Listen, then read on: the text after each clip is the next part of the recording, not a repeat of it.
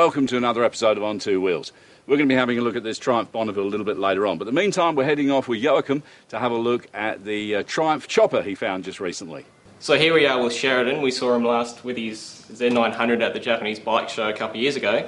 Sheridan, what do you have for us this time, mate? This time we've got a Triumph chopper based off a 1972 Bonneville. Now, have you done all this work from stock, or did you pick it up somewhere along the way? I was very fortunate to pick this bike up done. It was originally built in the early 90s by a man called, goes by the name of Splitpin, who used to run a shop called Triple Cycles in Bayswater, and he built this back in 91 for a customer. This tank and the seat are absolutely amazing. Have you done this work yourself, or have you gone out and sourced elsewhere?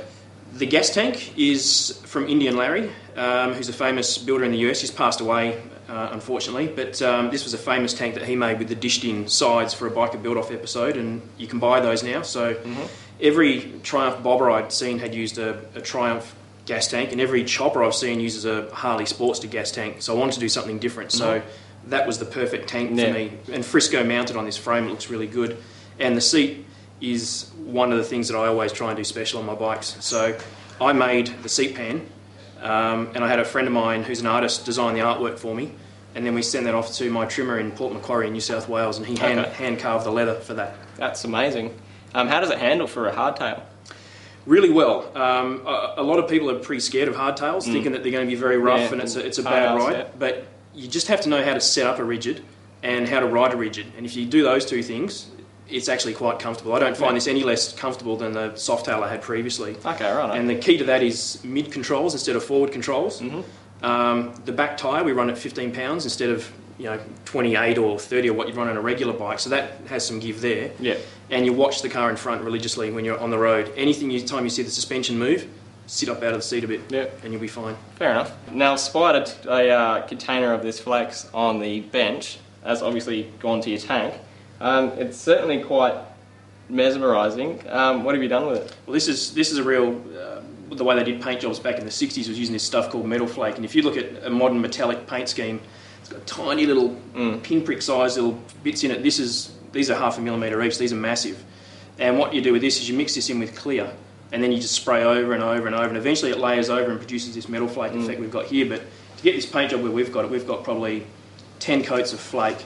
And then once you've done the flake, the little flakes stack over each other and they overlap and stick up sideways, so you then have to bury it in about 15 coats of, another 5 coats of clear to get a smooth surface back again. So there's probably in total 20 coats of paint to get this paint job, plus the hand pinstriping. That's absolutely amazing. Who did that for you? A guy called Tony Gattani does this. He goes by the artist name of Von Custard. And, and this pinstriping is a style of art which was originally came up with in the 50s by Kenneth Howard, who was better known as Von Dutch. And this is all done freehand with a brush. It's not marked out. He doesn't sort of design it beforehand or do any center lines. He actually just, with a brush, he just does that completely freehand. That's absolutely amazing. He's got a steady hand like a surgeon. Oh, I reckon. Now, I understand you've actually won an award at a recent bike show. Yeah, I took this to the Rockers and Choppers annual Rumble show that they have, just to take it along and sort of put it out there. I mean, any bike shows in WA, I think we need to support them and turn up. So I was very lucky to win the award for top traditional chopper, which was you don't build these bikes to do that sort of thing. It was a real honour to get from a shop like that and traditional chopper, because that's what I aimed to build, was a traditional 60s chopper. So I think you've nailed it. It's absolutely one of a kind. If you see this in the flesh, it's beautiful. So you've definitely earned it. Well done. When you're out riding, do you find you get much attention? I'd imagine. Any time I stop this bike and park somewhere, there's usually people gathered around it taking photos and asking if they can sit on it. And whenever I rock up at a set of traffic lights, a split to the middle, someone will put their window down saying, "Nice bike, mate." So that's really nice. Yeah, you've earned it. It's a beautiful bike. Do you have any plans for it for the future? It's pretty much the way I saw it. The only thing I've sort of let go was the air cleaners. I've got these little pod-style air cleaners on there, which are a bit too modern for this 60s style, so I'll probably adapt some air cleaners off a hot rod or something, little 4-inch air cleaners off a hot rod or something for that, and just use it as it is. Maybe in a couple of years' time I might strip it all down to nothing and rebuild it and change the rear fender and make a sissy bar and change the colour scheme or something, but for now it's pretty much how I saw it. It's fantastic. Now I've had a quick look around Sheridan's garage and I've spotted a very nice helmet and an old tank. Is this the same bloke that's done your tank? Exactly, yeah. I dropped this old white helmet off to Tony just to see if he could make it look any better. And again, All what's come done out. freehand with a brush. Absolutely amazing. Flamed the sides and pin line the top. And now it looks cool enough to match the bike. Yeah, absolutely. You've got the style going. Now, is this the tank you were using? Exactly. This was the tank that was on the bike when I got it. This is what's known, you can see here looking at the shape, it's a coffin tank. Very square-sided, very popular in the 70s because they were easy to make because they're all just flat sides welded together. Beautifully made tank, but it just didn't match the style I wanted for this bike. And also, if you look side on, you can see where the petrol cap is. You can't fill higher than the bottom of the petrol cap, so this whole top section was not getting filled. There's probably a litre or two up here that's missing. So how much fuel can you fit in there? this would probably hold maybe 9 to 10 litres. Yep, and at how best. about that? How about the new one then? 11 to 12. Okay, right, fair enough. A good difference. Similar, but that looks a lot better, so... Yeah, I'd love to use. I'll use this again in future. Yep, It's a beautiful shape, but everyone normally does these in black. But I think if you were to hit this with metal flake and candies and all these 60s style paint effects, I reckon this would really look great. Definitely. So what are you doing now, Sheridan?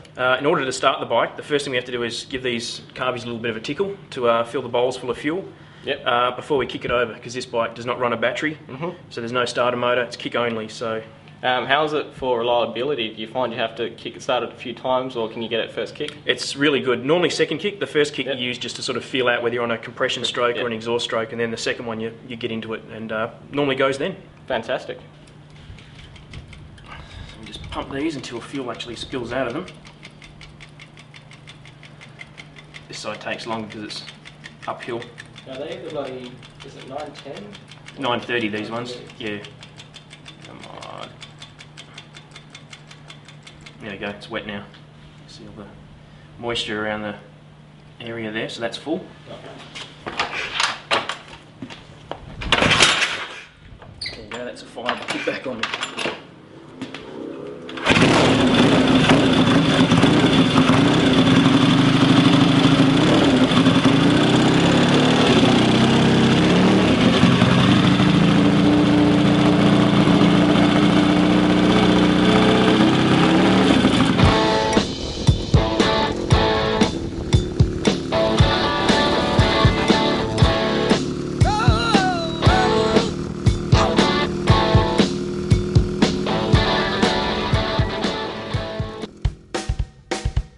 I'm walking, yes indeed, and I'm talking about you and me. I'm hoping that you come back to me.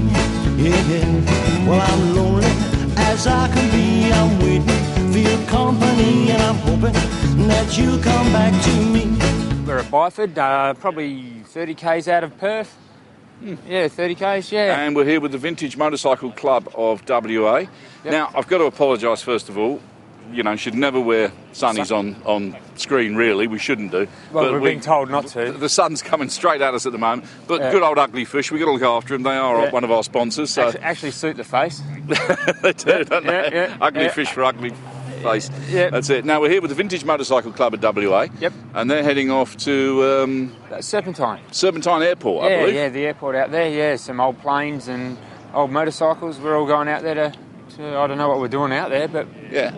Well, it should be good. And also there's some, I believe there's some vintage cars there as well, some classic cars as well, so we'll have a look at that. We'll diversify a little bit today, we can do that. Yep, yeah, well, we can have a look at a bit of everything. Why not? And we can also, we were here last year for this same event, and there were some bikes that we actually featured last year that were in their sort of infancy of being done up and rebuilt. Basically, they were just a bare frame and some wheels, and there wasn't much to them. And now they're just stunning. They're just stunning. Now, these are all getting done for this 2010 ride that the Vintage Motorcycle Club at WA are going on. They're off actually to the UK in a special trip. So we'll also have a little chat about that as well. But let's go and have a look at a few bikes, I reckon. Why not? Check them out. I'm walking, yes indeed, and I'm talking about you and me. I'm hoping that you come back to me. Yeah, well I'm lonely as I can be. I'm waiting for your company, and I'm hoping that you come back to me. What you gonna do when the well runs dry? You gonna run away and hide? I'm gonna run right by your side. You pretty baby, I'd even cry. I'm walking, yes indeed, and I'm talking about you and me, and I'm hoping that you come back to me. Alright.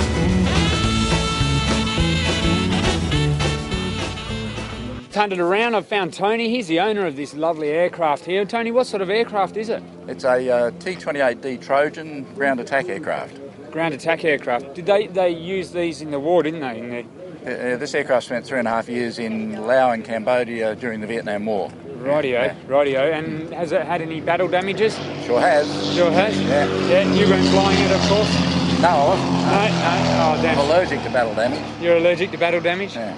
Rightio. So what sort of engine do they run? It's a Wright 1820, which is 1,820 cubic inches in the Christian system. 1,425 horsepower on takeoff, 130 horsepower per cylinder. Rightio. So she's got some GGs. Yeah, it's got GGs. It's got plenty of GGs. Yeah, rightio. And you were saying something about the registration on this thing. What's the go of the registration? Well, its registration is PFM. PFM. Yeah. PFM. Okay, that's the first 3 letters of the registration? Yeah, well, that's magic. Pure. Brilliant.